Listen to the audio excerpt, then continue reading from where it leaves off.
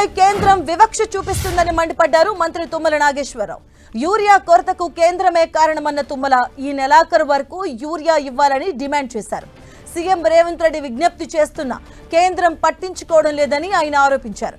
సమస్యను రాజకీయంగా వాడుకోవాలని చూస్తున్నారని, కేంద్రం మెడలు వంచైనా రైతులకు యూరియా అందిస్తామన్నారు. ఇక యూరియా కోసం కేంద్ర మంత్రులను ప్రతి నెలా కలుస్తున్నామన్నారు. దేశవ్యాప్తంగా యూరియా కొరత ఉందని, తెలంగాణలోనే యూరియా సమస్య ఉందని తప్పుడు ప్రచారం చేస్తున్నారని మంత్రి తుమ్మల నాగేశ్వరరావు విమర్శించారు. మాకు ఇప్పుడు వరకు లోడ్ అయింది 10,000, రేపు ఎల్లుండి అయ్యేది ఇంకో 10,000 ఉండొచ్చు. ఈ 28,000 పాటు 60,000 వస్తాయి. We can save. అప్పుడు దాకా కేంద్రం మీద ఒత్తిడి ఉంటుంది. మా ప్రయత్నం మాకు ఉంటుంది.